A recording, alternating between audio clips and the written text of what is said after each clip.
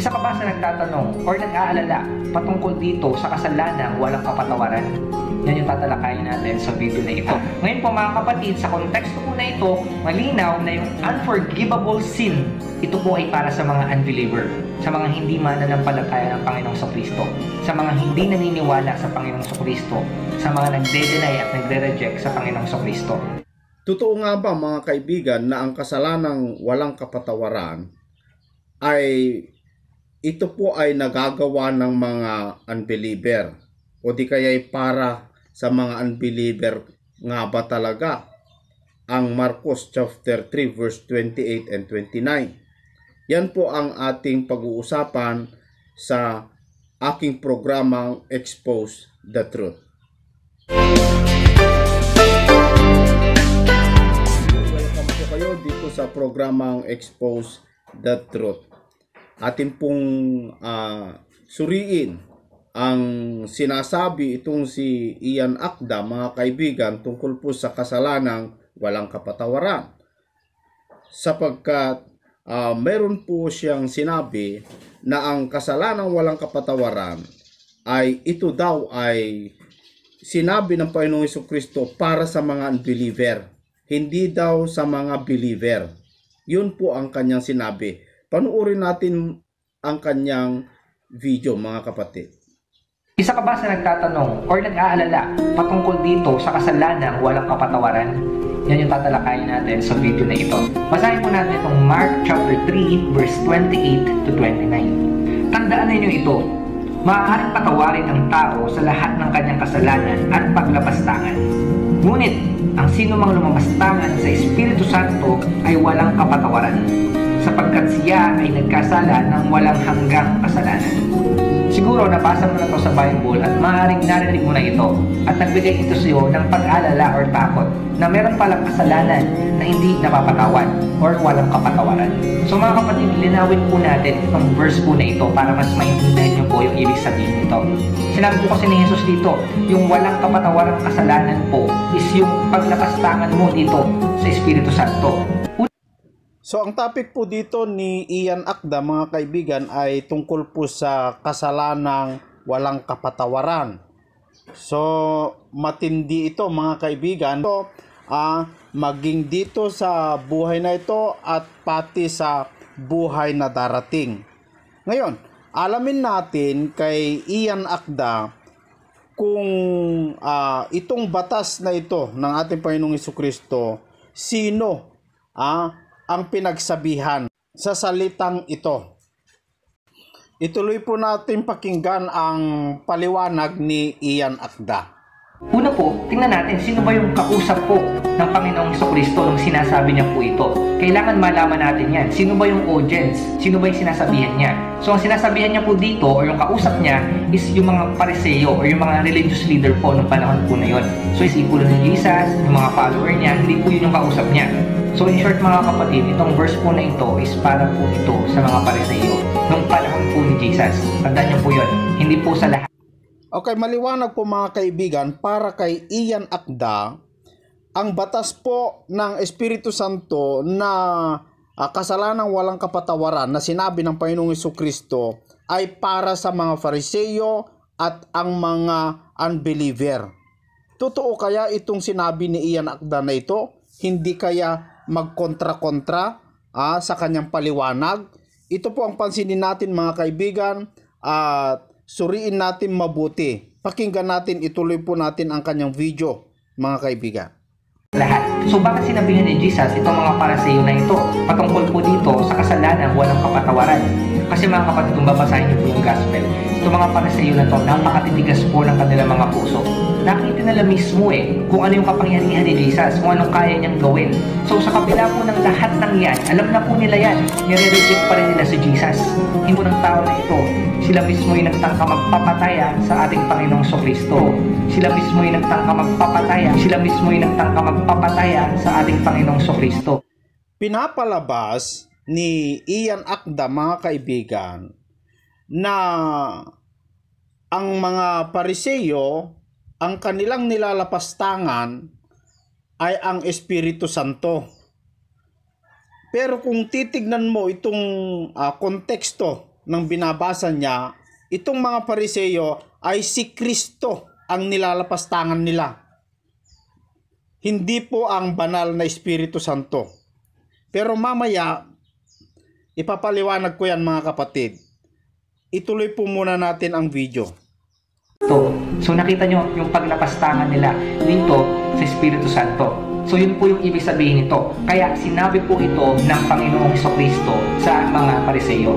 So nakita po natin yung konteksto at kung kanino sinasabi ito. Malinaw po sa mga Pariseo. At pag sinabing Pariseo, sila po yung mga unbeliever o hindi nananampalataya sa ating Panginoong Jesucristo. Ngayon po mga kapatid, sa konteksto po na ito, malinaw na yung unforgivable sin, ito po ay para sa mga unbeliever, sa mga hindi mananampalataya ng Panginoong Jesucristo, sa mga hindi naniniwala sa Panginoong Jesucristo, sa mga nagde-deny at nagre-reject sa Panginoong Jesucristo. Ayan.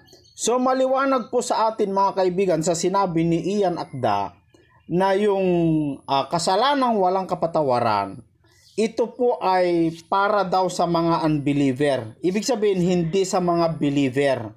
Nagtataka ako mga kaibigan, kung para sa mga unbeliever, ibig sabihin, di wala nang maliligtas kung ganon.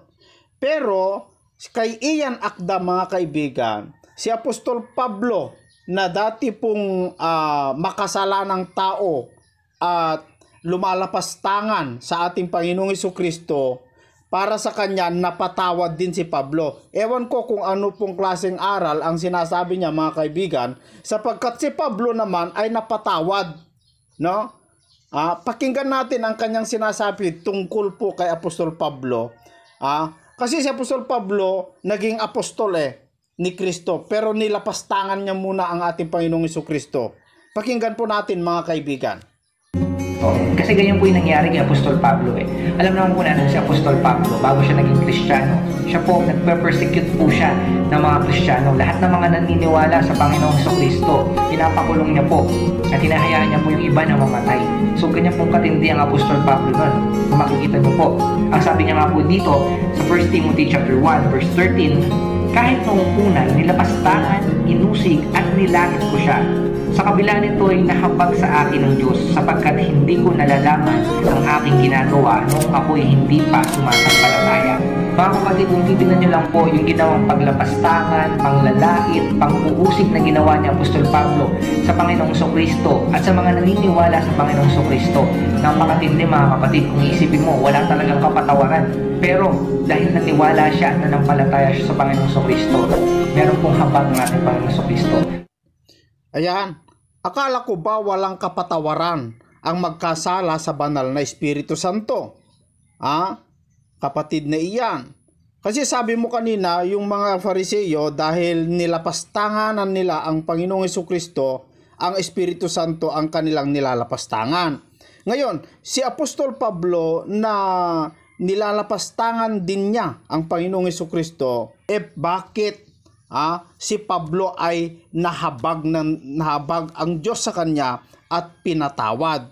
So, kung mapapansin ninyo mga kaibigan ay nagbalibaliktad o magkakakontra itong pinahayag. So, ayon po sa kanya, yung kasalanang walang kapatawaran para daw sa mga Fariseo dahil sila ay unbeliever at para daw ito sa mga unbeliever. Ibig sabihin, hindi po ito nagagawa ng mga believer o yung nasa loob ng iglesia. Yun po ang konklusyon ni Ian Akda mga kaibigan. Pero gusto ko po kayong bigyan ng palaisipan mga kapatid. Kung totoo nga ba itong pinagsasabi, itong vlogger na ito na nangangaral kuno sa banal na kasulatan, mga kaibigan, na sinasabi niya na itong kasalanang walang kapatawaran ay sa mga unbeliever. Gaano katotoo ito mga kapatid? Kung pansinin po natin sa kanyang binasa mga kaibigan at mga kababayan, gusto ko pong basahin dito po sa Mateo chapter 12. The same context po mga kapatid, yung kanyang binasa, umpisahan ko dito sa verse 30. Ang hindi panig sa akin ay laban sa akin, at ang hindi ko kasamang mag-ipon ay nagkakalat.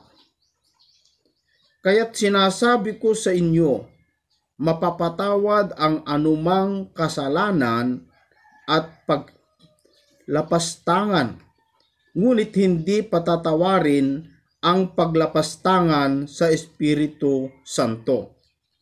So maliwanag po mga kaibigan dito po sa sinabi ng ating Panginoong Jesucristo na ang hindi daw panig sa ating Panginoong Jesucristo ay hindi niya kasama. So ibig sabihin, yung mga unbeliever po ay hindi po member sa loob ng iglesia. Pero maliwanag din po ang sinabi ng ating Panginoong Jesucristo dito po sa verse 31 na lahat daw ng kasalanan na paglapastangan, no, napapatawad. Ngunit meron lang ang hindi napapatawad. Alin po yun? Yung maglapastangan sa banal na Espiritu Santo. Dito po sa verse 32 mga kapatid, ituloy ko po. Sino mang magsalita laban sa anak ng tao ay patatawarin. Ngunit sino mang magsalita laban sa Espiritu Santo ay hindi patatawarin, maging sa panahong ito o sa panahong darating. Ang liwanag po dito mga kaibigan sa verse 32 na ang sino man daw lumapastangan o magsalita laban kay Kristo mapapatawad kung ito ay humingi ng kapatawaran. Pero yung magsalita laban sa Espiritu Santo, hindi po mapapatawad sapagkat walang kapatawaran. Maging dito sa mundong ito, sabi niya, at maging sa mundong darating o yung buhay na walang hanggan. Una-una tignan natin, sino po ang kausap ang Panginoong Jesucristo? Yung mga unbeliever. Sino po ang linapastangan itong mga unbeliever? Si Kristo. No? Hindi naman yung Espiritu Santo, mga kaibigan. Kaya naniniwala ako na ang kasalanang walang kapatawaran hindi po nagagawa ng mga unbeliever. Bakit? Kasi hindi naman itong mga Fariseo at itong mga unbeliever na kinakausap ng Panginoong Jesucristo dito sa konteksto na ito ay hindi naman ang Espiritu Santo ang kanilang linalapastangan o pinagsasabihan ng masama, kundi ang Panginoong Jesucristo, mga kaibigan. Kaya hindi po para sa mga unbeliever ito. Ano po ang katunayan? Na hindi po ang Espiritu Santo ang kanilang nilapastangan, mga kaibigan. Kasi dito po sa John chapter 14, sa verse 16, mga kaibigan, nung ang Panginoong Jesucristo ay bumalik na sa langit, lubhang na lungkot ang mga alagad sa kanyang pagpanaw, no? Kaya ang mga apostol ay talagang nalungkot sila. Pero sabi ng ating Panginoong Jesucristo dito po sa verse 1, huwag mabagabag ang iyong kalooban, sumampalataya kayo sa Diyos, sumampalataya din kayo sa akin. Sa bahay ng aking ama ay maraming silid. Kung hindi ito totoo, sasabihin ko ba sa inyong pupunta ako roon upang ipaghanda ako kayo ng inyong matitirahan? At kapag naipaghanda ko na kayo ng matitirahan, ako'y babalik at isasama ko kayo upang kayo'y makapiling ko kung saan ako naroroon. May pangako po ng ating Panginoong Jesucristo nung siya'y pumunta na sa langit na maghanda siya ng kalalagyan ng mga Kristiyano, pati ang mga alagad, mga kaibigan, no? Pero dahil nalungkot itong mga alagad, dahil wala na silang tagapagtanggol, ang Panginoong Hesukristo ay dumalangin sa Ama. Kaya sabi niya sa mga apostol, dito po sa verse 16, dadalangin ako sa Ama upang kayo'y bigyan niya ng isa pang patnubay na magiging kasama ninyo magpakailanman. Siya ang Espiritu ng katotohanan. Bago umalis ang ating Panginoong Hesukristo, mga kaibigan, nanalangin sa Ama, na bigyan niya itong mga alagad ng ibang patnubay o tagapagtanggol nila. So, pagpanaw ng ating Panginoong Hesukristo, ang Espiritu Santo ang pumalit sa Kanya na siya ang nagiging gabay itong mga apostol at siya ang nagiging tagapamahala sa loob ng iglesia. So, saka pa lang bumaba ang Espiritu Santo nung si Kristo ay bumalik na sa langit, mga kaibigan. Kaya yung mga Fariseo, hindi pa nila nalapastangan ang banal na Espiritu Santo ng Diyos. No? Ang katunayan, mga kaibigan, na talagang hindi yung mga Fariseo o yung mga unbeliever, no, ang nakakagawa ng kasalanan walang kapatawaran, dahil yung mga pumatay, di ba, itong mga Fariseo, sila po ang naging dahilan para ang Panginoong Hesukristo ay mamatay doon po sa krus ng Kalbaryo. Sila po ang nagsakdal sa ating Panginoong Hesukristo para ang Panginoong Hesukristo ay mapako sa krus. Ibig sabihin, sila ang mastermind sa pagkamatay ng ating Panginoong Hesukristo. Itong mga pumatay sa ating Panginoong Hesukristo, naligtas sila napatawad sila Napatawad. Yung mga iba napatawad, mga kaibigan. Kaya hindi po totoo itong sinasabi ni Ian Akda na ang kasalanan walang kapatawaran ay nagawa ng mga pumatay sa ating Panginoong Hesukristo. Yung lumapastangan sa ating Panginoong Hesukristo, yung mga Fariseo, mga kapatid. Kasi meron din mga Fariseo na naligtas, mga kaibigan. Doon po sa Acts chapter 2, dito po sa verse 36, pakinggan ninyo, mga kaibigan, no? Na kahit yung mga lumapastangan sa Panginoong Hesukristo nung siya'y gumagawa ng mga himala at ipinako nila ang Panginoong Hesukristo dahil hindi po sila naniniwala sapagkat ang pagkaalam nila ay may demonyo itong Kristo, kaya pinapatay nila ang Panginoong Hesukristo, naligtas sila Sa verse 36, sabi, kaya't dapat malaman ng buong Israel na itong si Jesus na ipinako ninyo sa cross ay siyang ginawa ng Diyos na Panginoon at Kristo, na bagabag ang kanilang kalooban. Yung mga Israel, yung mga pumatay kay Kristo, nang marinig ito, kaya tinanong nila si Pedro at ang ibang mga apostol, mga kapatid, ano ang dapat naming gawin? Sumagot naman si Pedro, pagsisihan ninyo, talikuran ang inyong mga kasalanan at magpabautismo kayo sa pangalan ni Hesukristo upang kayo ipatawarin at tatanggapin ninyo ang kaloob ng Espiritu Santo. So maliwanag po, mga kaibigan, na ang mga unbeliever o yung mga pumatay sa ating Panginoong Hesukristo ay hindi para sa kanila yung kasalanang walang kapatawaran, sapagkat napatawad sila. Ginamit ni Ian Akda itong si Pablo bilang ilustrasyon, no? Na si Pablo ay napakasama niyang tao, pinapatay niya ang mga Kristiyano, ang mga apostol pinahirapan, pero pinatawad ng Diyos at niligtas. Yung ginagawa ni Apostol Pablo, sobrang kalapastangan sa Espiritu ng Diyos. sobrang kalapastangan sa harapan ng Diyos. Pero si Pablo ay napatawad.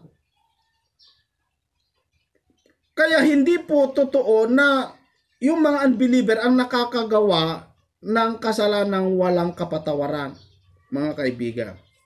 Kasi kung yung mga unbeliever, no, hindi yung nasa loob ng iglesia ang nakakagawa itong kasalanang walang kapatawaran, ano pa ang silbi, ang pagkamatay ng ating Panginoong Hesukristo doon po sa krus ng Kalbaryo, kung sa labas ng iglesia pala ang kasalanang walang kapatawaran, mga kaibigan. Kasi lahat na nasa labas ng iglesia, sila po ang gumagawa, lumalapastangan sa banal na espiritu. Andyan po ang sa labas ng iglesia, andyan po ang pagsugal, andyan po ang pagpatay, bisyo, paglalasing, pagdrugs, shabu, corruption, lahat na kasamaan ay nasa labas ng iglesia, mga kaibigan. Kaya nga ang Panginoong Hesukristo namatay sa krus para ang tao ay matubos, kasi ang tao ay lubhang napakasama. Kaya nga napupuot ang Diyos sa tao kung para sa kanila itong kasalanan walang kapatawaran, di wala nang maligtas, mga kaibigan. So, mali po itong pinagsasabi itong si Ian Akda na ang kasalanan walang kapatawaran ay para sa mga unbeliever, mga kaibigan. Kasi sila po ang lumalapastangan sa Panginoong Diyos. Ngayon, sino ang nakakagawa at para kanino itong kasalanang walang kapatawaran? Dito po sa John chapter 14, mga kaibigan, yung sinabi ko kanina, na ang Panginoong Hesukristo ay nung siya'y pumunta na sa langit, dumalangin sa Ama, at ang Ama ay nagbigay ng Espiritu Santo na siyang kapalit si Kristo bilang namahala sa loob ng iglesia. Kasi babalik na kasi ang Panginoong Hesukristo sa langit Kaya dumalangin ang Panginoong Hesukristo sa Ama na ibigay ang Espiritu Santo bilang kapalit niya na mamahala sa iglesia. Ano sabi ng Panginoong Hesukristo dito po sa John chapter 14 verse 26? Ngunit ang patnubay ng Espiritu Santo na isusugo ng Ama sa pangalan ko, ang siyang magtuturo sa inyo ng lahat ng bagay at magpapaalaala ng lahat ng sinabi ko sa inyo. So siya ang naging kapalit. At sabi niya, mga kaibigan, ng Panginoong Hesukristo, yung Espiritu na susuguin ng aking Ama, sabi niya, siya ang magtuturo, magpapaalaala. Alin? Lahat ng ginawa ng Panginoong Hesukristo at lahat ng itinuro ng ating Panginoong Hesukristo. At ang isa sa mga itinuro ng ating Panginoong Hesukristo, sabi niya, ang lumapastangan sa anak, magsalita laban sa anak, mapapatawad. Pero ang lumapastangan sa Espiritu Santo o magsalita laban sa Espiritu Santo, hindi mapapatawad.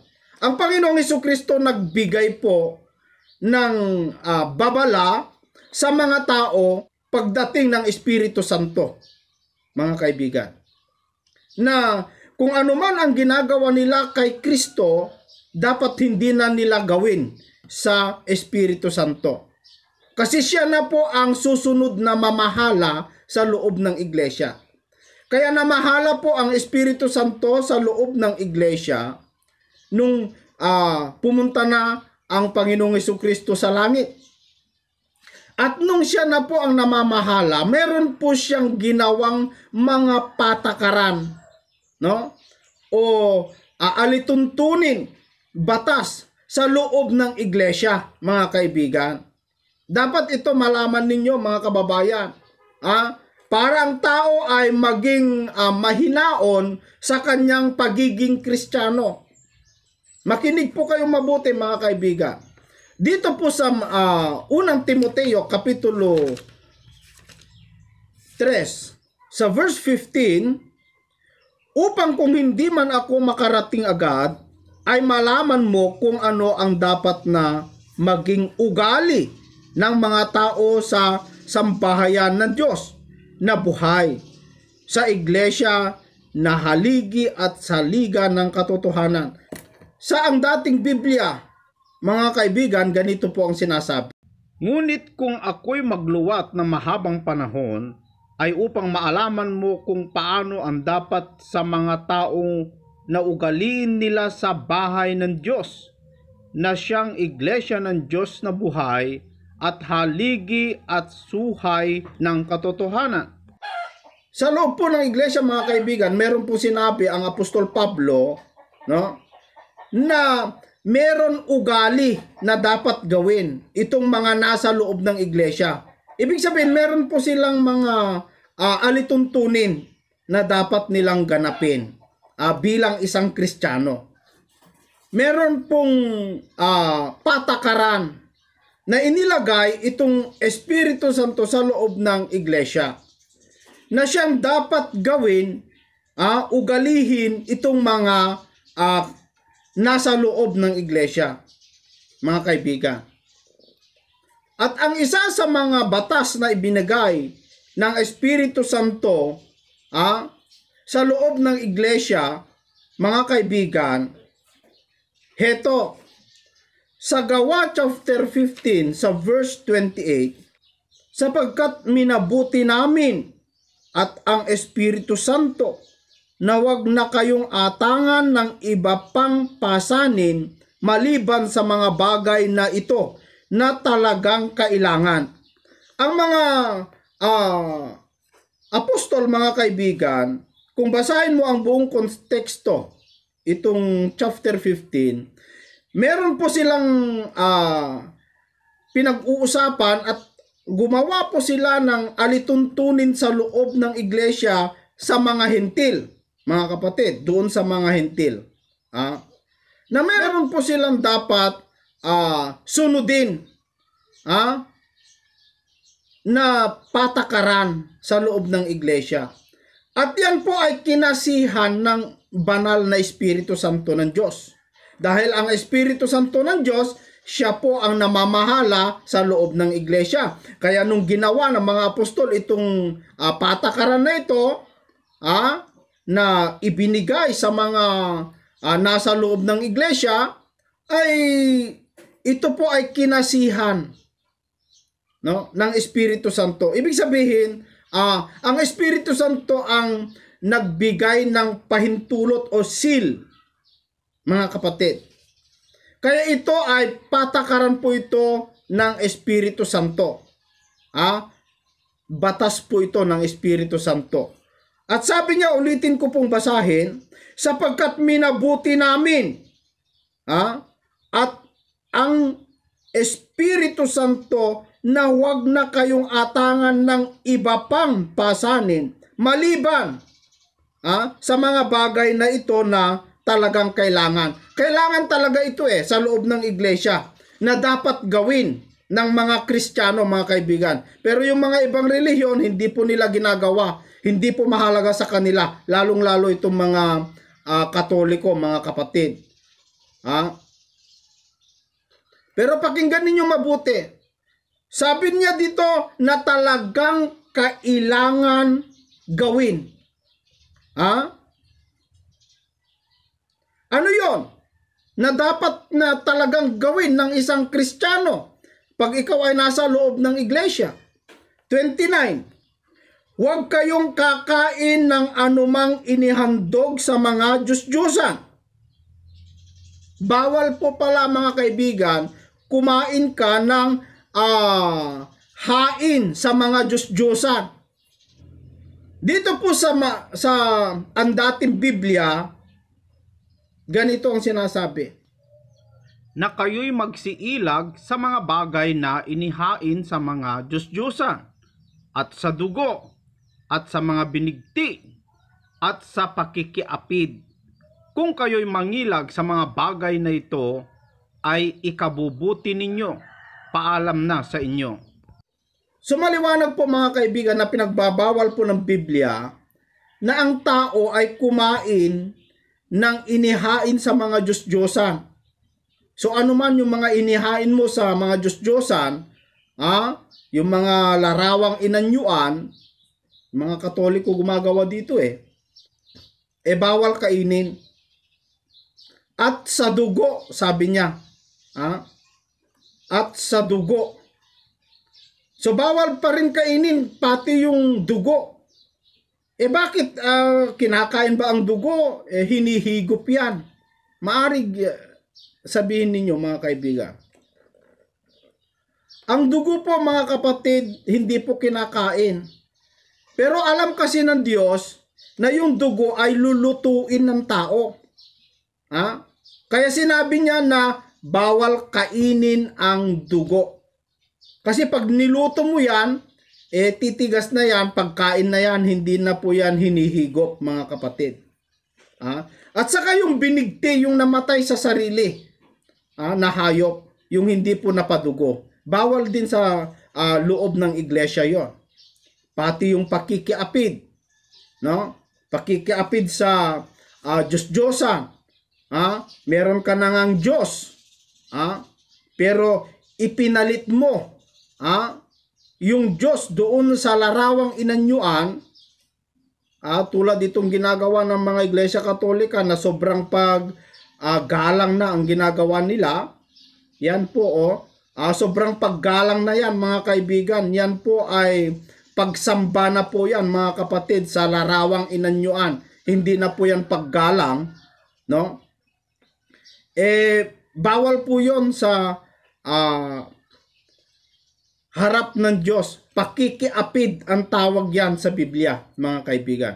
Yan po ay batas ng Espiritu Santo, at pag yan po ay hindi sinunod yung mga nasa loob ng iglesia, mga kababayan, paglapastangan yan sa Espiritu Santo ng Diyos. Masaktan mo ang kalooban ng Espiritu Santo. At pag nasaktan mo yung kalooban ng Espiritu Santo, maaari siyang lalayas sa iyo at maaaring hindi ka na mapapatawad, mga kapatid. Sa Efeso chapter 4 verse 30, at huwag ninyong saktan ng kalooban ng Espiritu Santo, sapagkat siya ang tatak ng Diyos sa inyo, ang katibayan na kayo'y tutubusin pagdating ng takdang araw. Siya kasi ang magpapatunay na ikaw ay ligtas, na ikaw ay walang kasalanan, na ikaw ay anak ng Diyos, yung Espiritu Santo ng Diyos, mga kaibigan. Kaya ayaw po ng Panginoong Jesucristo na saktan mo. Paglapastanganan mo ang Espiritu Santo ng Diyos, hindi ka mapapatawad, mga kababayan. Bakit? Pag yung batas na inalagay ng Espiritu Santo sa loob ng iglesia, na siyang namamahala sa loob ng iglesia, bilang kahalili ng ating Panginoong Jesucristo nung siya'y pumunta na sa langit, pag hindi mo sinunod yung mga patakaran na nasa Biblia, mga kaibigan, pag nasa loob ka na ng iglesia at patuloy mo itong ginagawa, yung ikaw ay nasa loob ng iglesia at patuloy mong ginagawa itong mga kasalanan na ayaw po ng Diyos, tulad yung mga paglalasing, pagpatay, pagpatuloy mong ginagawa yan, kahit nasa loob ka na ng iglesia, walang kapatawaran ang mga yan, mga kaibigan. No? Kasi ayaw po ng Espiritu Santo na ang ating katawan mahaluan ng marumi. Dahil po ang ating katawan ay siya ang templo ng Diyos, mga kaibigan. No? Kaya dapat ang isang nananampalataya na nasa loob na ng iglesia ng Diyos, maingat po tayo, baka malapastanganan natin ang banal na Espiritu Santo ng Diyos. Dahil siya po ang magpapatotoo. Dito po sa Roma chapter 8, sa verse 16, ang Espiritu ang nagpapatotoo kasama ng ating Espiritu na tayo'y mga anak ng Diyos. Ang Espiritu Santo kasi mga kaibigan, ang ating patnubay, na siya rin ang ating patunay, no? Siya ang magpapatotoo sa atin sa harap ng Diyos na tayo'y mga anak na ng Diyos.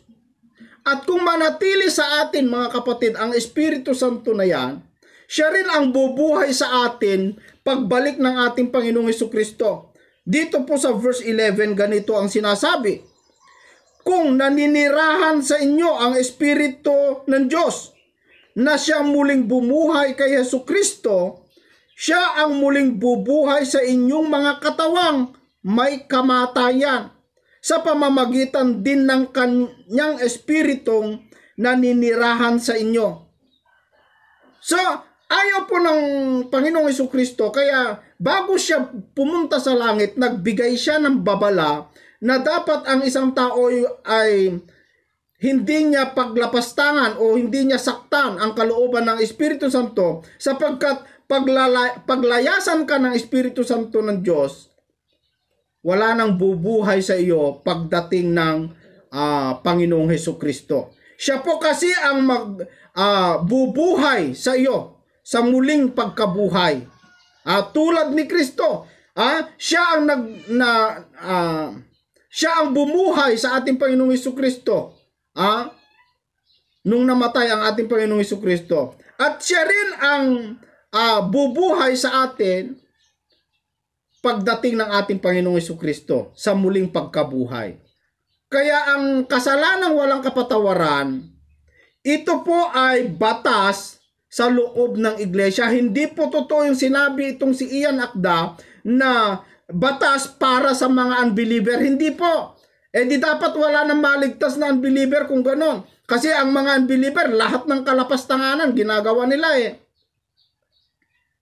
Pagsamantalahan ang mga pagmemeari ng iba, pagnakawan niya, pagsamantalahan ang sariling anak. Maraming mga kalapastanganan na ginagawa ang mga unbeliever. Kung para sa kanila yon, di wala nang maliligtas.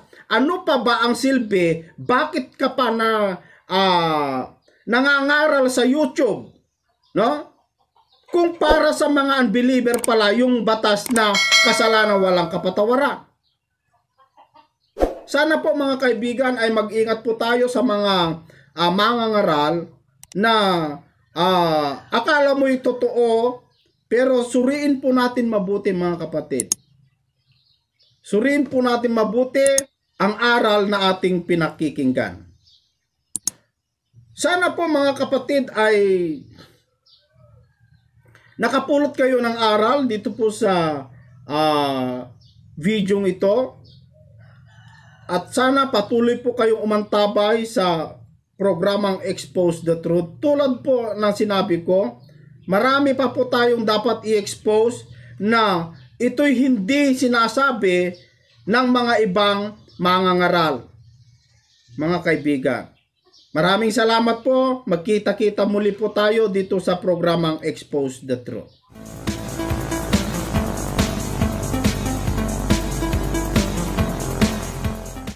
Ganito po ang sinasabi. Kaya't sinasabi ko sa inyo, ang bawat kasalanan at kapusungan ay ipatatawad sa mga taong, datapwat ang kapusungan laban sa Espiritu ay hindi ipatatawad. At ang sino mang magsalita ng isang salitang laban sa anak ng tao ay ipatatawad sa kanya, datapwat ang sino mang magsalita laban sa Espiritu Santo ay hindi ipatatawad sa kanya, kahit sa sanglibutang ito o maging sa darating. Yan po ang gusto ko pong talakayin natin ngayon dito po sa programang Expose the Truth.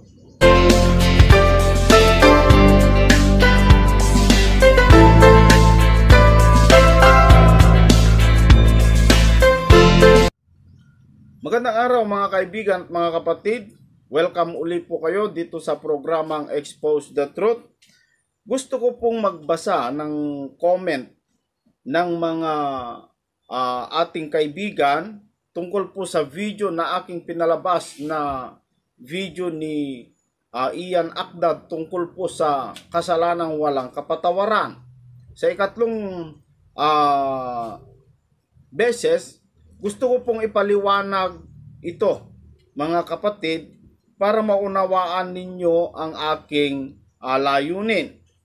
Sabi po ni kapatid na Lani Molina, sino ba ang kumikilos sa lahat ng ginagawa ng Panginoong Hesukristo? Di ba ang banal na espiritu? Si Pablo naniwala kaya pinatawad. Yung mga Pariseo hindi naniwala kaya hindi sila mapapatawad. Tanong ko sa iyo kapatid na Lani, kung ang mga Pariseo ay humingi ng kapatawaran, sa palagay mo hindi sila mapapatawad, kapatid, tulad ni Apostol Pablo? Si kapatid na Oxford, nagbabasa ka ba ng Biblia o napipilitan ka lang mambas? Di ba sabi nga sa Biblia, meron iisang Diyos at ito ay may tatlong persona. Ito ang Ama, Anak at Espiritu Santo. So, ba't ninyo iniisyo na hindi yung banal na Espiritu Santo yung tinutukoy? Iisa nga sila ng prinsipyo.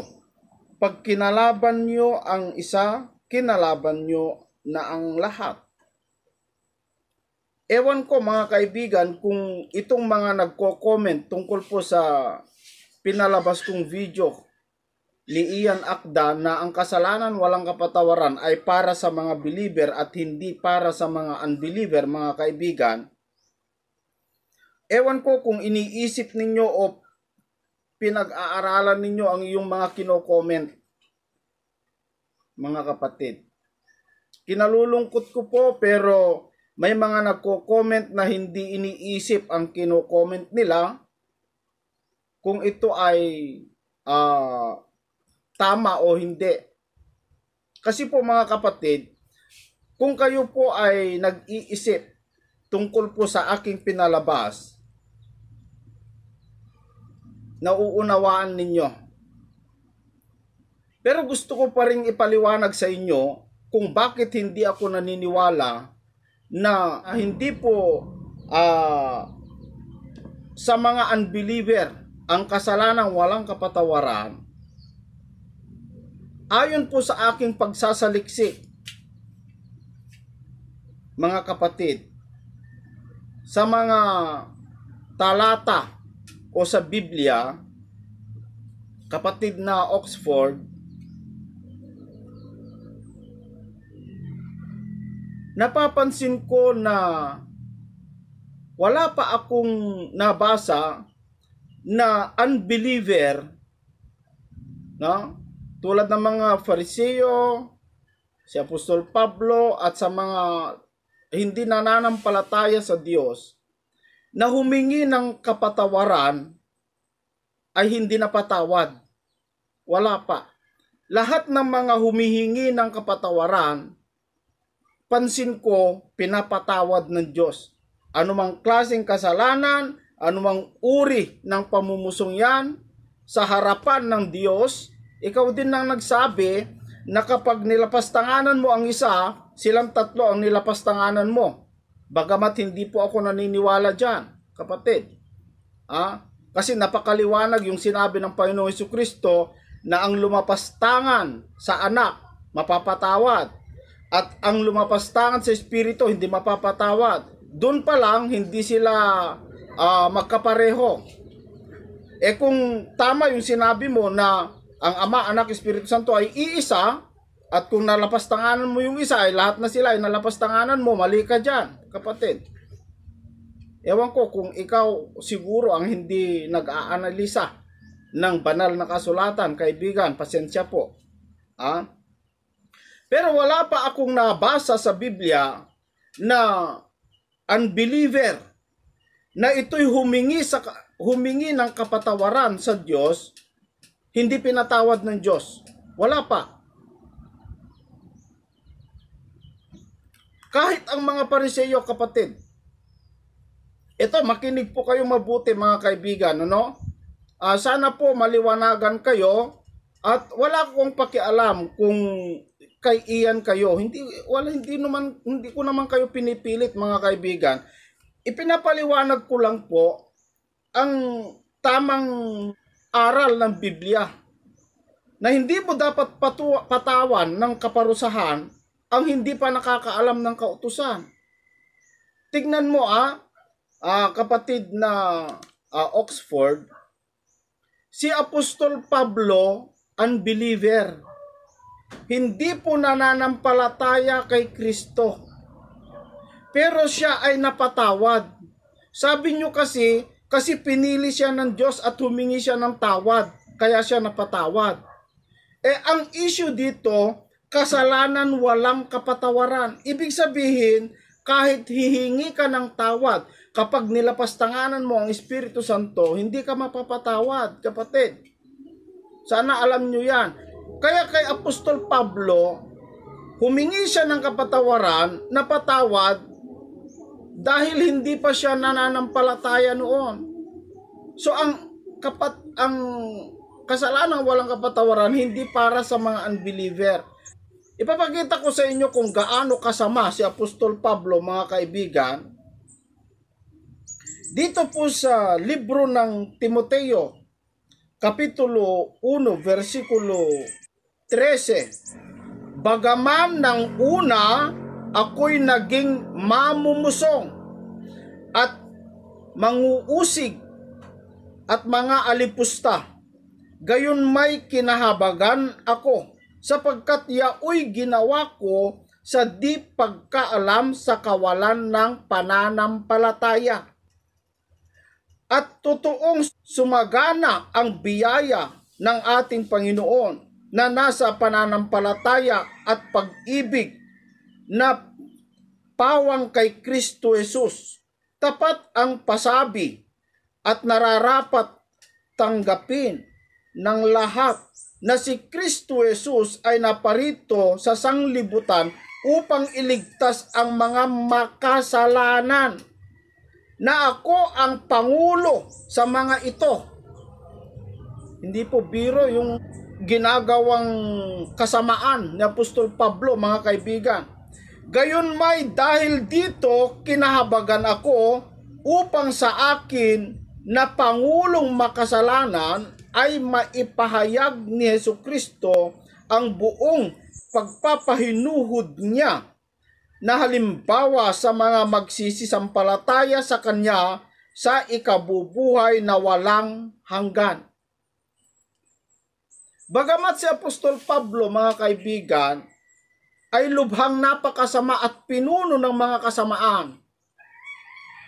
Tignan mo, kapatid, ang pinapatay ni Apostol Pablo at ang mga inuusig niya, mga apostol, mga mananampalataya. Ikaw din ang nagsabi, kapatid, na kapag nilapastanganan mo ang isa, lahat na ay nilapastanganan mo. Sa palagay mo, hindi kaya nalapastanganan ni Apostol Pablo ang Espiritu Santo sa kanyang ginagawa? Mga kaibigan, tingin nyo ba hindi niya nalapastanganan? Kaya nga sinabi niya, kinahabagan ako sa aking pamumusong, sapagkat ginawa ko yon sa kawalan ng pananampalataya. Pero nung humingi siya ng kapatawaran, napatawad siya. Ganon din ang mga Fariseyo, mga kapatid. Kasama nga ni Apostol Pablo Sabi ni Apostol Pablo dito po sa Gawa, Kapitulo 9, versikulo 1, datapwat si Saulo na sumisilakbo pa ng mga pagbabanta at pagpatay laban sa mga alagad ng Panginoon ay naparoon sa dakilang saserdote. Para saan? At humingi sa kanya ng mga sulat sa Damasco sa mga sinagoga upang kung siya'y makasumpong ng sino man sa mga nasa daan, maging mga lalaki o mga babae, ay kanya silang madalang gapos sa Jerusalem. Sa tingin mo kapatid, sa mga alagad, hindi kaya kumikilos ng banal na espiritu sa kanila? At kapag nilapastanganan mo sila, sinuway mo sila, pinatay mo, nasaktan mo o nilapastanganan mo ang Espiritu Santo.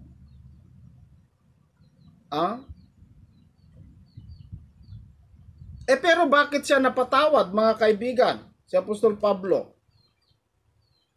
Kasi wala pa akong nakita na unbeliever. Magpakita po kayo. Isang unbeliever na humingi ng kapatawaran sa Diyos ay hindi napatawad. Sapagkat si Ian Akda rin ang nagsabi, kahit anong kasalanan ang ginawa mo, kahit anong kasalanan ang nagawa mo sa harap ng Diyos, kapag humingi ka ng kapatawaran, mapapatawad ka. Ibig sabihin, hindi para sa mga unbeliever yon. Kasi ang issue dito, mga kaibigan, kasalanan walang kapatawaran. Kahit hihingi ka ng kapatawaran, hindi ka mapapatawad sapagkat nalapastanganan mo ang banal na Espiritu Santo. Yan ang ibig sabihin. Pero kung unbeliever ka, hindi ka pa nananampalataya, mga kaibigan, bakit ka atangan ng kasalanang walang kapatawaran ni hindi mo nga alam ang batas? Mga Fariseo, magbasa ako, mga kapatid, kasi sabi ninyo, yung mga Fariseo, hindi sila napapatawad kapag sila namamatay kasi hindi sila humihingi ng tawad. Kung humingi sila ng kapatawaran, mapapatawad sila. Yan ang totoo, mga kapatid. Dahil hindi sila humingi ng kapatawaran, hindi sila mapapatawad, ibang issue yon. Ang issue dito, kasalanan walang kapatawaran. Kaya nga naparito ang ating Panginoong Jesucristo para sa mga makasalanan tao, mga kaibigan. Yan kasi ang misyon niya, yan kasi ang hangarin niya, yan ang tungkulin niya. Bakit siya naparito dito sa mundo?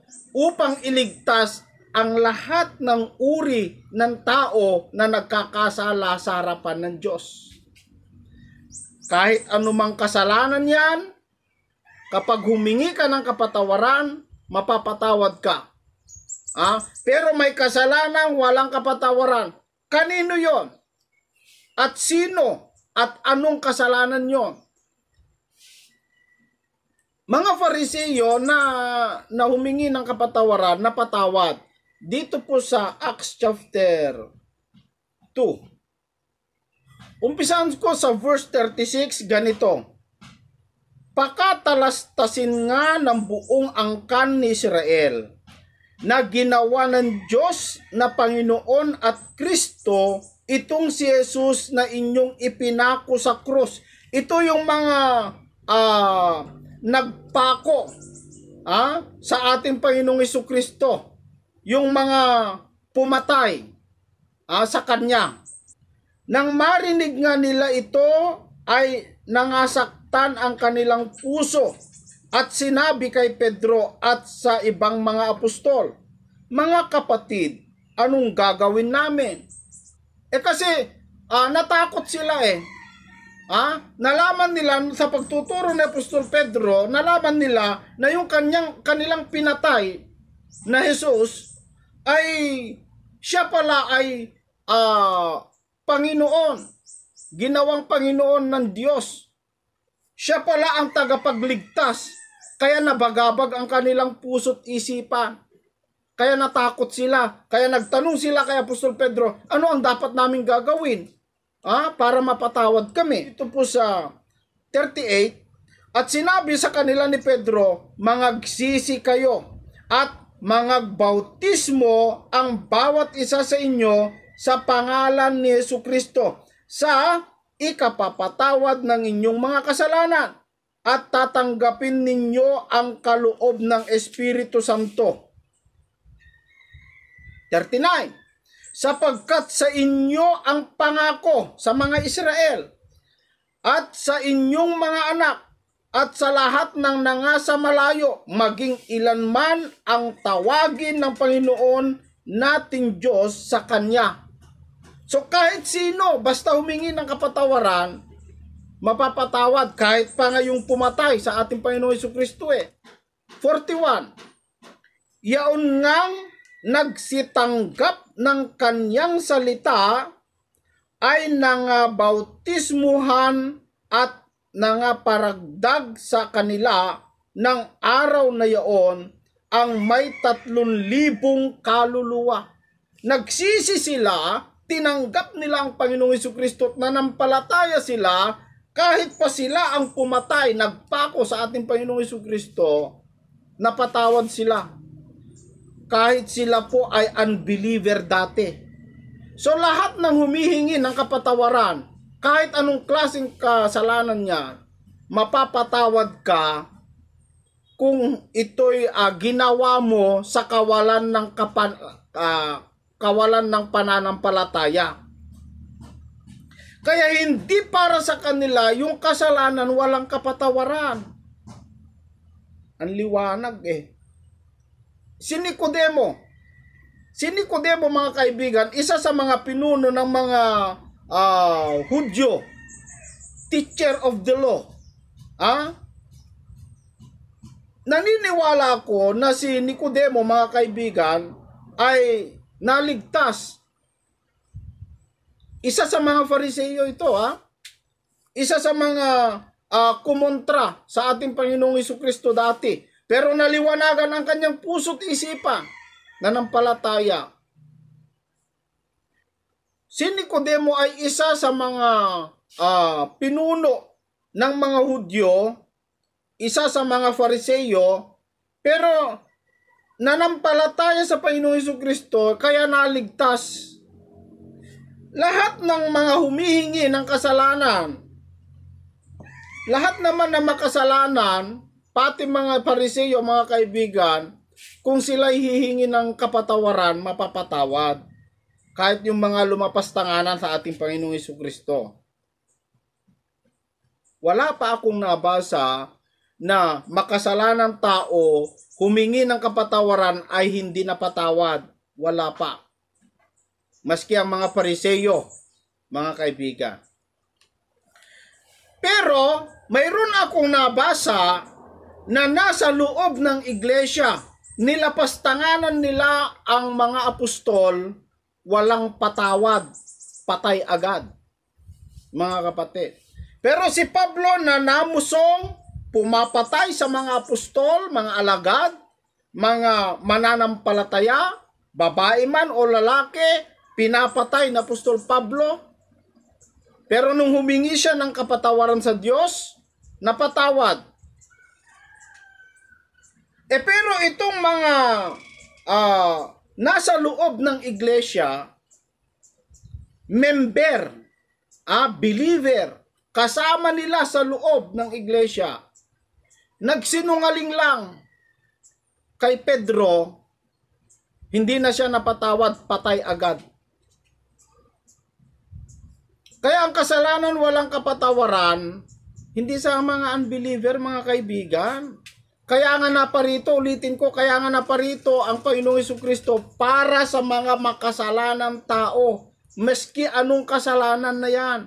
Kapag wala ka pa sa pananampalataya, hindi ka pa nananampalataya sa harapan ng Diyos at sa harapan ni Kristo at sa harapan ng Espiritu Santo, kapag humingi ka ng kapatawaran, automatic mapapatawad ka. Si Ananias, dito sa libro ng Acts, chapter 5, nagsinungaling lang po ito kay Pedro. Meron po kasi mag-asawa si Ananias at si Safira, mga kapatid. sa libro ng Acts chapter 5 verse 1 hanggang 10, may mag-asawang Ananias at Safira. Sa loob kasi ng iglesia, ang ginagawa nila, kapag sila po ay magbigay ng tulong, magbigay ng donasyon, buong puso nilang ibinibigay ang mga donasyon nila o ang mga offering nila. Pero itong si Ananias at si Safira, nagkasundo sila. At nagbenta sila ng lupa. Wala namang problema kung magkano ibigay mo, kung ilan ang i-offering mo. Walang problema basta galing sa puso mo. Yan po kasi ang batas sa Bagong Tipan, mga kaibigan. Ito pagbibigay lang ng offering, mga kapatid. Simple lang kung basahin mo, simple lang kung tignan mo ang kasalanan ito. Pero ito'y walang kapatawaran. Ang liit lang kung titignan mo, mga kapatid. Pero dahil galing sa puso nila, walang kapatawaran. Nung binigay ang pinagbentahan ng lupa, iniwan nila yung kalahati, itinabi. At hindi sinabi ng totoo kay Pedro. Kay Pedro, kay Pedro. Ibig sabihin, kung magsinungaling ka kay Pedro o sa mga apostol, o kung ano mang gawin mo sa mga apostol, sa Espiritu Santo kan lumapastangan. Dito sa verse 3, ganito ang sinasabi, datapwat sinabi ni Pedro, Ananias, bakit pinuspos ni Satanas ang iyong puso upang magsinungaling sa Espiritu Santo at upang maglingid ng isang bahagi ng halaga ng lupa nang yaoy nananatili pa? Hindi baga yaoy nananatiling iyong sarili? At nang maipagbili na, hindi baga nasa iyo rin kapangyarihan? Ano't inisip mo pa ang bagay na ito sa iyong puso? Hindi ka nagsinungaling sa mga tao kundi sa Diyos. At nang marinig ni Ananias ang mga salitang ito, ay nahandusay at nalagot ang hininga at sinidlan ng malaking takot ang lahat ng nangakarinig nito. Ganon din ang nangyari sa kanyang asawa. Kung ipagpatuloy po natin basahin, mga kaibigan, dahil nagsinungaling sila kay Pedro, sinabi nila na ito lahat ang aming pinagbentahan sa lupa, ibinigay na namin. Pero sabi ni Pedro, nakita niya ang kanyang puso na ito'y nagsinungaling. Kaya sabi ni Pedro, bakit mo hinayagang pinuspos ni Satanas ang iyong puso? Sapagkat sa Espiritu Santo ka nagsinungaling. Kapag nagsinungaling ka pala sa mga apostol, ng buong puso, sa Espiritu Santo ka nagsinungaling. Yung ginagawa ni Pablo sa mga alagad, buong puso niya hinahanap at ginagapos, pinapatay, hindi napatawan ng kasalanan walang kapatawaran. Kasi unbeliever pa siya, hindi pa siya kasama sa loob ng iglesia. Pero kapag kasama ka na sa loob ng iglesia, at ito'y magsinungaling ka lang, kapusungan yan laban sa Espiritu Santo, mga kaibigan. Tandaan niyo po yan.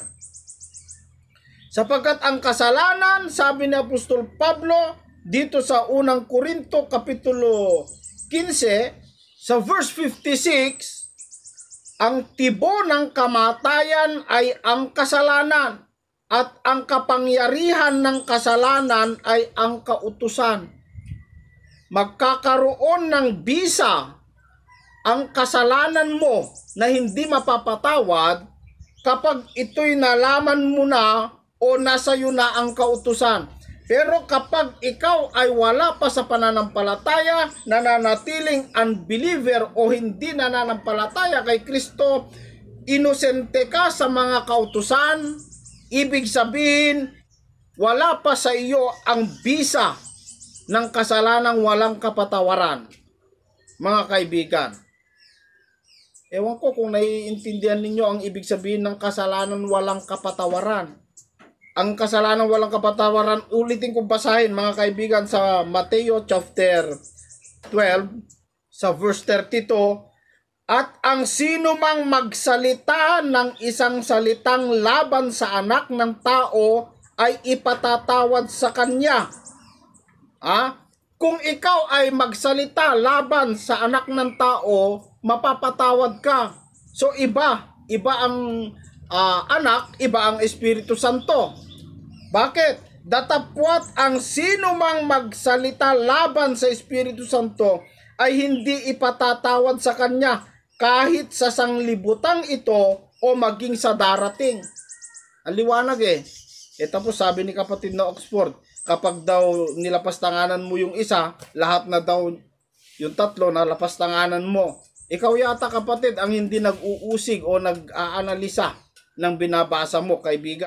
Kahit kasi anong klaseng kasalanan yan, kapag ito ay ginawa mo ng buong puso mo at ikaw ay nasa loob na ng iglesia, kahit lagi kang nagsisimba, lagi kang pumupunta, nakikinig sa aral ng Diyos, at ang pagkaalam mo ay nagsinungaling ka, humingi ka ng kapatawaran, at tapos nagsisinungaling ka pa rin, hindi mo pa rin tinatanggal yung pagsisinungaling mo, baka ang akala mo yung napapatawad ka, yun ay hindi napapatawad mga kaibigan. Kailangan dapat iba kasi yung nakagawa ka ng kasinungalingan doon sa talagang nagsisinungaling.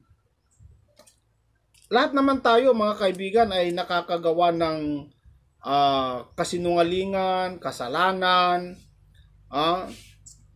Kasi sabi po sa Ecclesiastes chapter 7 verse 20, walang matuwid na nabubuhay dito sa mundo na hindi nakakagawa ng kasalanan.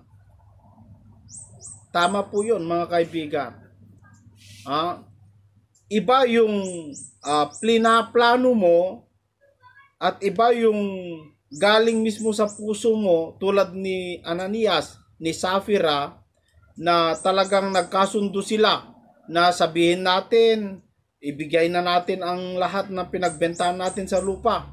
Pero ang totoo ay hinati lang nila. Wala namang problema kung kalahati lang, Pedro, ang aming ibibigay. Wala namang problema kung sabihin mong totoo. Pero yun ay pinag-usapan nila talaga buong puso. Kaya kahit konti lang, hindi sila napatawad, mga kaibigan.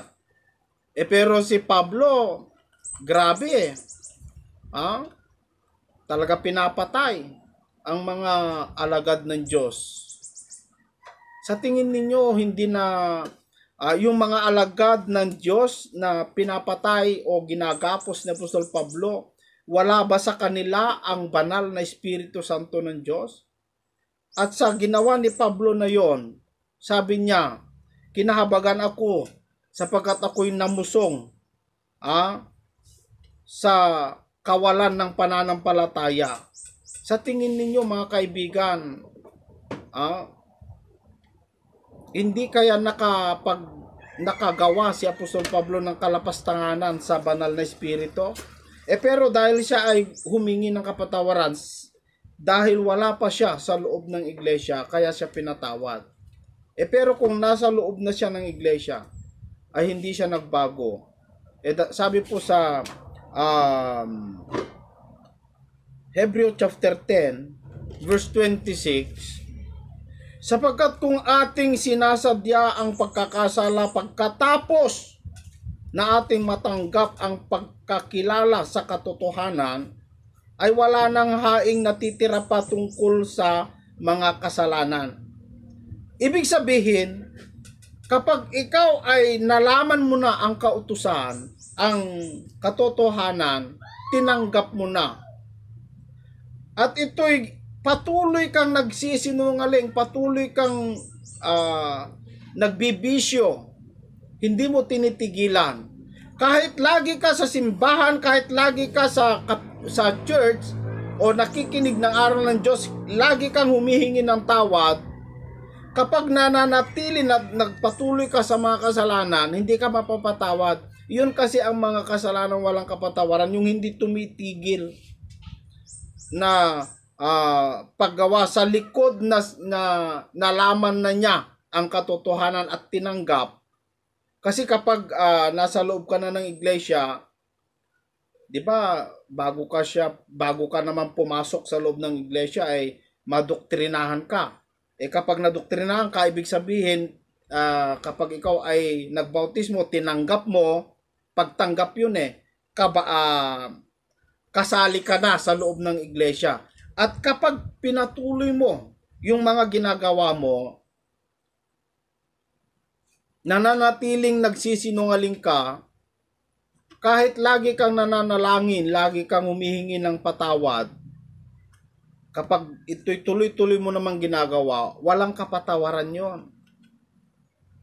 Pero yung mga unbeliever, anytime, kapag sila ay lumapit sa Diyos at humingi ng kapatawaran, automatic mapapatawad po sila. Yung sabi po ng mga iba, mga kaibigan, ang kasalanan walang kapatawaran ay para sa mga unbeliever kasi bakit yung mga unbeliever maligtas pa sila pag sila'y namamatay? Wala tayong problema doon, mga kaibigan. Mamamatay sila, hindi sila maliligtas, pero hindi dahil nakagawa sila kasi hindi sila humingi ng kapatawaran. Pero kapag sila'y humingi ng kapatawaran, mapapatawad sila. Iba yung humingi ka ng kapatawaran, talaga hindi ka mapapatawad. Dapat mapansin ninyo yung pagkaiba. Yung walang kapatawaran doon sa may kapatawaran. Si Apostol Pablo, sabi niya sa Korinto, datapwat sa nga sa labas ay Diyos ang humahatol. Alisin nga ninyo sa inyo ang masamang tao.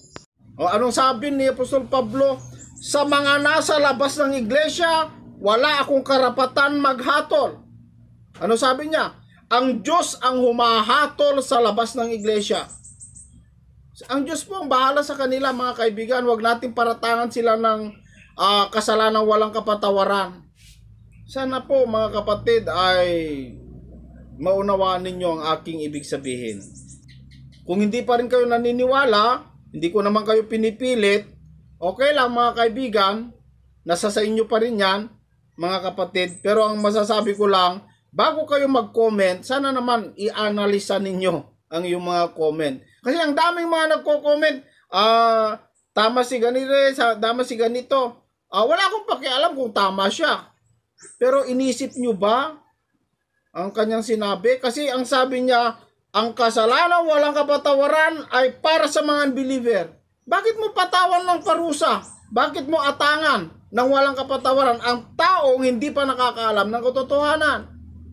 Yung mga Pariseyo, mga kapatid, humingi sila ng tawad, yung mga iba, napatawad Nasali sila sa 3,000 na nabautismuhan ni Apostol.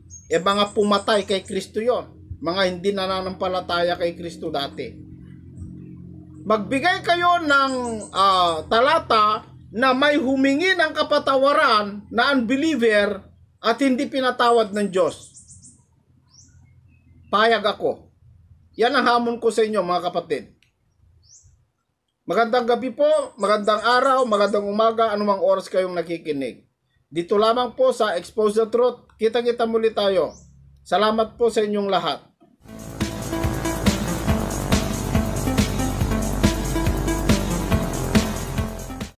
Parang tinutulak yung tao na makampante at hindi sila magkaka-interes sa mga bagay espiritual. Mali po yun, mga kapatid, sapagkat napakaliwanag po sa Biblia na sabi ng Panginoon, ako'y tumawag, sabi niya, sapagkat ako'y tumawag, sabi niya, at kayo'y tumanggi.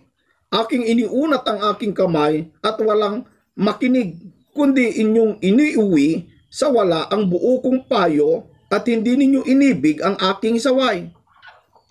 Ganyan ang mangyayari sa mga taong hindi magkaka-interes o nanunuya sa mga salita ng Diyos. Ako naman, sabi ng Diyos, ako naman ay tatawa sa kaarawan ng iyong kasakunaan. Hihingi ka sa Diyos ng kapatawaran, hihingi ka ng tulong sa panahon na ikaw ay naka-bedridden na, huli na ang lahat, mga kaibigan.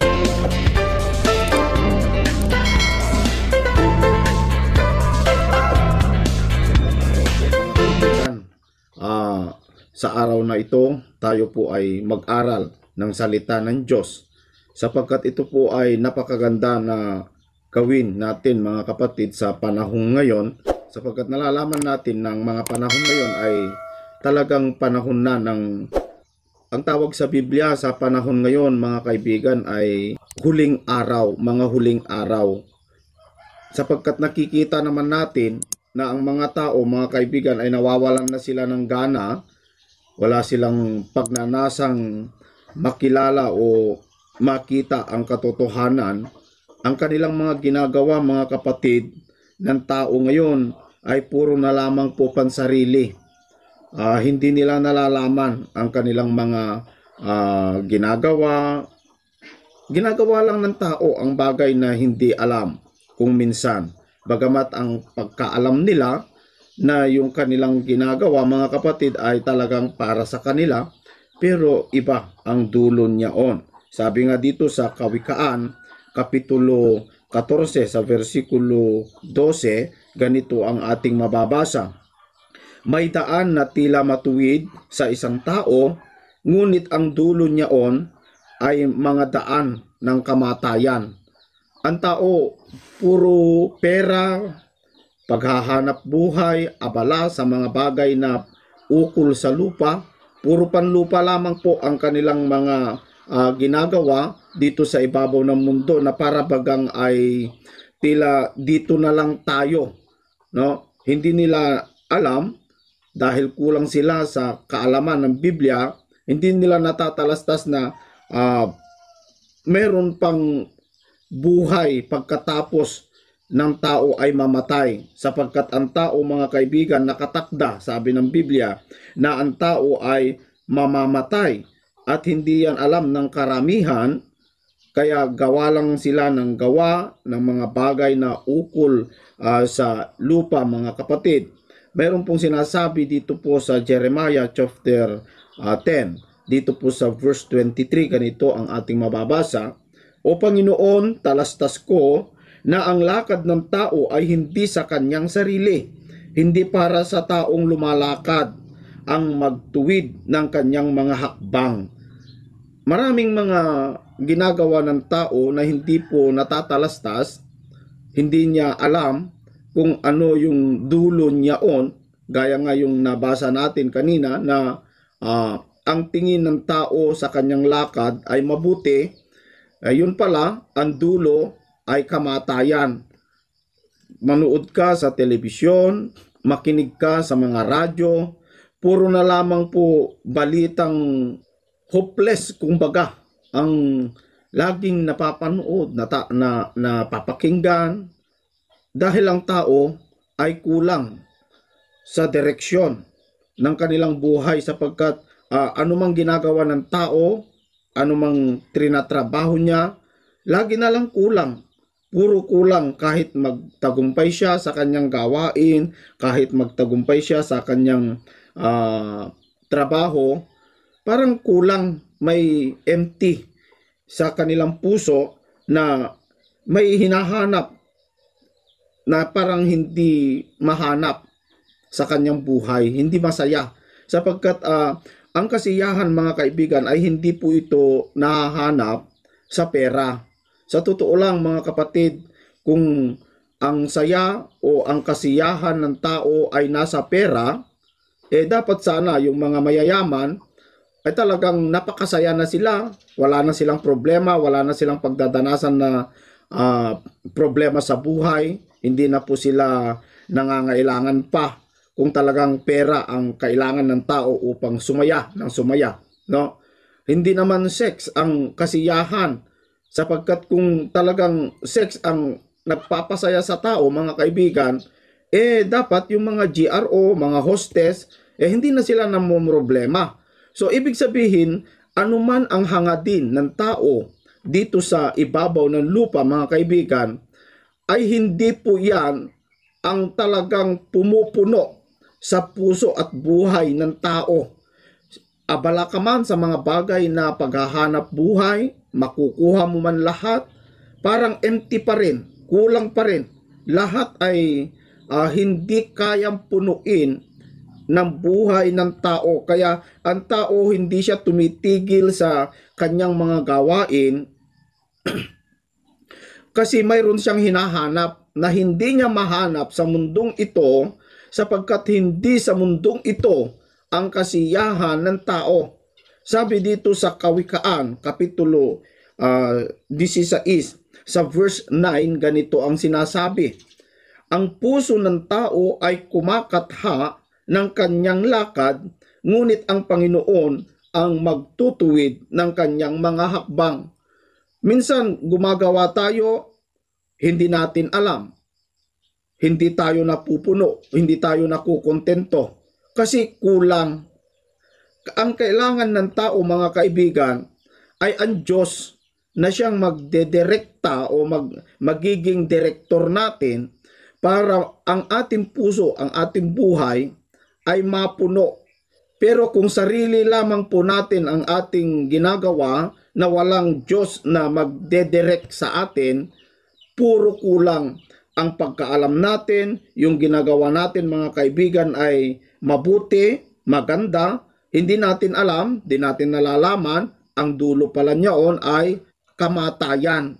Tingnan mo yung mga tao, hanap ng pera, hanap ng kanilang ikabubuhay, trabaho dito, trabaho doon, pero hindi nasasatisfy sa kanyang mga ginagawa.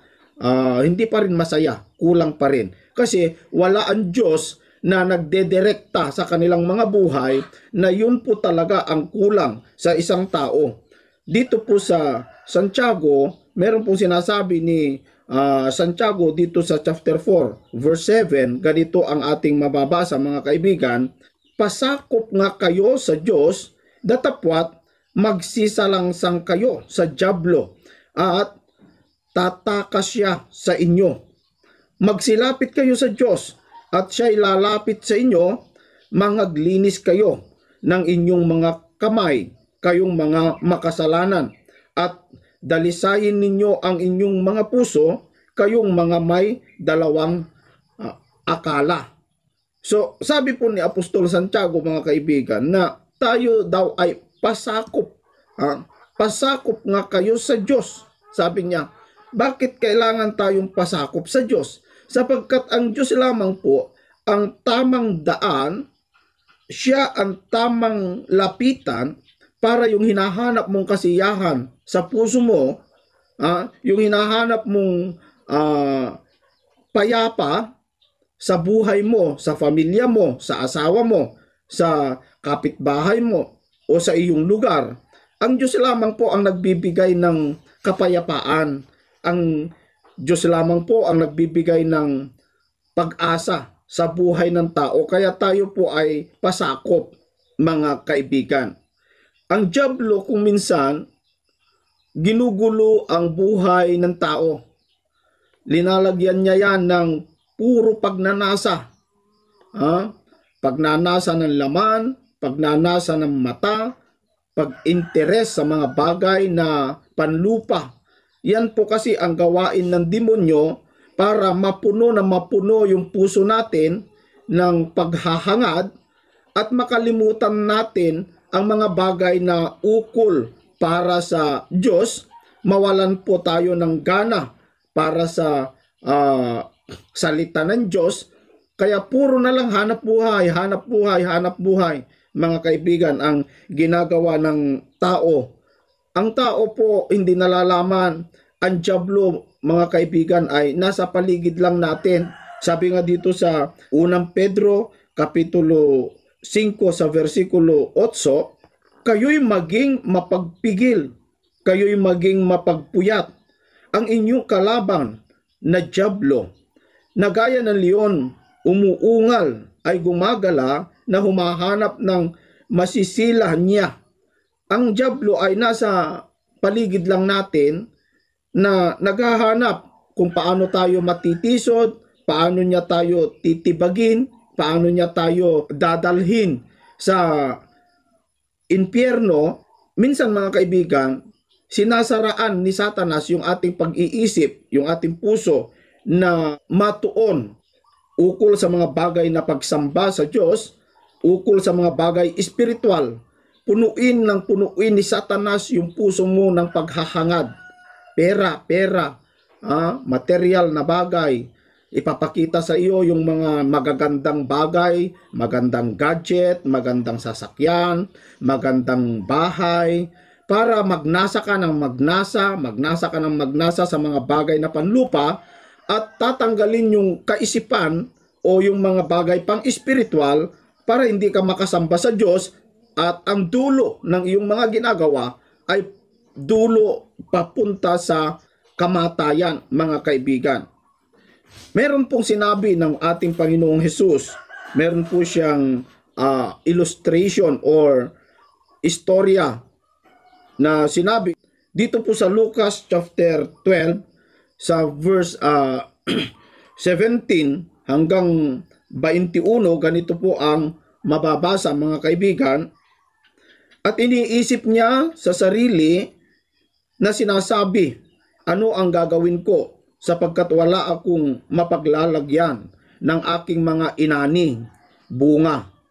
Ito yung tao na trabaho ng trabaho, payaman ng payaman, hanggang sa umabot na siya po ay yumaman, wala na siyang paglagyan sa kanyang mga kayamanan dito sa lupa. Kaya ang inisip niya ay kung anong gagawin niya doon sa kanyang naimpok na kayamanan, mga kaibigan. Kaya ang pumasok sa isip niya sa verse 18, at sinabi niya, ito ang gagawin ko. Igigiba ko ang aking mga bangan at gagawa ako ng lalong malalaki, at doon ko ilalagay ang lahat ng aking butil at aking mga pag-aari. At sasabihin ko sa aking kaluluwa, kaluluwa, marami ka ng pag-aaring nakakamalig para sa maraming taon. Magpahingalay ka, kumain ka, uminom ka, matuwa ka. Datapwat sinabi sa kanya ng Diyos, ikaw na haling hihingin sa iyo sa gabing ito ang iyong kaluluwa, at ang mga bagay na inihanda mo ay mapapasa kanino kaya? Gayon ang mga nagpapakayaman sa ganang kanyang sarili at hindi mayaman sa Diyos. So, ganyan daw ang mangyayari, mga kaibigan, sa taong puro na lang kayamanan, puro na lang pera, puro na lang paghahangad sa mga bagay na panglupa, na ang akala niya, mga kapatid, ay dito lang sa lupa siya nakatira. Hindi niya nalalaman sapagkat kulang siya sa kaalaman sa Biblia, dahil ang gawain po ni Satanas, mga kaibigan, ay sabi ko kanina, punuin niya yung puso mo ng puro panlupa para hindi mo makita na meron palang buhay na ikalawa pagkatapos ang buhay na ito, mga kaibigan. Yan ang hindi nalalaman ng mga tao sa ngayon. Nag-uunahan sila sa pagpapayaman, pagandahan ng bahay, pagandahan ng gadget, mga kapatid. Kaya ang tao punong-puno ng puso niya ng pita ng laman, pita ng mata, mga kapatid. Pagnanasa sa mga material na bagay. Yan ang inilalagay ni Satanas para hindi natin makita yung mga bagay na espiritual. Minsan ang tao, punuin ka ng puro interes para hindi ka titigil sa paghahanap. Yung mga iba nagmamadali hanggang sa umabot na mahihikayat yung puso mo sa mabibilis na paraan para makuha mo agad yung hinahangad mo. Kaya papasok sa puso ng tao yung pagnanakaw, no? Pagpatay, para makuha niya agad yung gusto niya. Yung mga iba, pagbebenta ng sariling katawan, pagbebenta ng shabu, pagkarnap, pag-isnats, kung ano-ano ang ginagawa ng tao para mabilis lang kumita, para ang gusto niyang hangadin na mga panlupa, makuha niya agad mga kaibigan. Ganyan po ang estilo ni Satanas ngayon. Magtaya ka ng loto, kasi ang puso ng tao, pinuno ni Satanas ng pagnanasa, kasakiman. Yan po ang mga palatandaan mga kapatid na talagang tayo ay nasa mga huling araw na mga kaibigan. Kaya dapat po ang tao ay pasakop sa Diyos. Dapat ang tao magkaroon siya ng Diyos para makontrol ang kanyang buhay. Ang Diyos po ang magdedirect sa atin para makita natin yung totoong kasiyahan, totoong kapayapaan, totoong pag-ibig. Ang Diyos lamang po ang magbibigay sa lahat ng bagay. Huwag sana natin paabutin pa hanggang umabot yung panahon na mawalan na tayo ng lakas, mawawala na po yung ating panahon para makapagselbi tayo sa Diyos at umabot yung punto na huli na ang lahat. Mga kaibigan at mga kababayan, ang buhay natin habang tayo po ay malakas, huwag nating hintayin na mahuli ang lahat. Huwag tayong lalapit sa Diyos kung sa panahon na wala na tayong pwedeng magawa sa Kanya. Lubusin natin yung lakas natin, yung buhay natin sa puro panlupa, puro panlaman, hanggang umabot dahil sa bisyo, mga kaibigan, ay lumagapak na ang iyong buhay o yung katawan sa kakalalapit sa Diyos, ay huli na po. Huli na mga kapatid. Sapagkat meron pong sinabi ng Biblia, ito'y isang babala sa mga taong walang interes sa bagay na espiritual. Ganito po ang sabi ng Biblia dito po sa Kawikaan, Kapitulo 1 sa versikulo 24, ganito mga kapatid, sapagkat ako'y tumawag at kayo'y tumanggi, aking iniunat ang aking kamay at walang makinig, kundi inyong iniuwi sa wala ang buo kong payo, at hindi ninyo inibig ang aking saway. Ako naman ay tatawa sa kaarawan ng iyong kasakunaan. Ako'y manunuya pagka ang iyong takot ay dumarating. Sapagkat ang iyong takot ay dumarating na parang bagyo at ang iyong kasakunaan ay dumarating na parang ipo-ipo, pagka ang hirap at hapis ay dumarating sa iyo, kung magkagayoy, tatawag sila sa akin, ngunit hindi ako sasagot. Hahanapin nila ako, masikap, ngunit hindi nila ako masusumpungan. Yan po ang sabi ng Biblia mga kaibigan, na kapag tayo ay sakalang lumapit sa Diyos, kapag tayo ay sakalang dumulog sa Diyos, kapag yung buhay na natin, yung katawan natin ay lumagpak na, kung kailan ka na-paralyze, kung kailan ka naka-bedridden, saka ka lalapit sa Diyos, huli na mga kaibigan, habang malakas ka, lumapit ka sa Diyos. Sapagkat kapag wala ka ng lakas, hindi ka na makagawa ng mabuti sa harapan ng Diyos, ay huli na ang lahat. Darating, sabi ng Diyos, sa tao yung pagkatanda, darating yung buhay ng tao ay mawawalan ng lakas, saka lalapit sa Diyos. Ano sabi ng Diyos mga kaibigan? Ako naman ay tatawa sa kaarawan ng iyong kasakunaan. Ako'y manunuya pagka ang iyong takot ay dumarating. So, hindi ka pakikinggan ng Diyos. Mali po yung sinasabi ng mga ibang mga ministro o mga ngaral, mga pastor, mga kaibigan, na yung tao kapag ito ay naka-bedridden, pinagdadasal, nasa ICU na, nasa hospital na, hindi na makatayo dahil sa kasamaan na kanyang ginagawa, bisyo dito, bisyo doon, tapos itong mga pastor naman, mga ministro, pupunta ay pagdasal, no? Para yung tao daw ay tanggapin niya ang Panginoon Diyos bilang tagapagligtas. Ligtas na daw kapag nanalangin sila.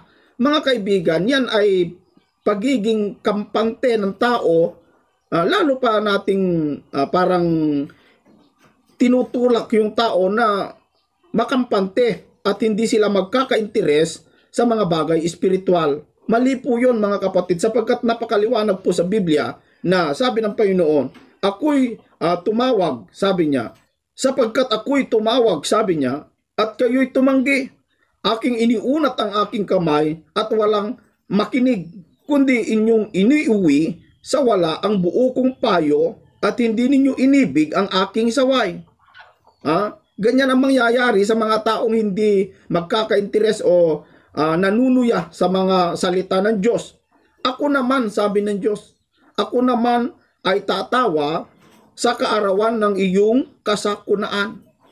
Hihingi ka sa Diyos ng kapatawaran, hihingi ka ng tulong sa panahon na ikaw ay naka-bedridden na, huli na ang lahat, mga kaibigan. So ang gawin po sana ng tao habang buhay, habang malakas, ano man ang ating ginagawa, hindi naman po bawal maghanap buhay, pero mga kaibigan, mga kababayan, bigyan naman natin yung puso natin na salita ng Diyos, pasakop naman tayo sa Diyos para siya ang magdirektor sa ating buhay.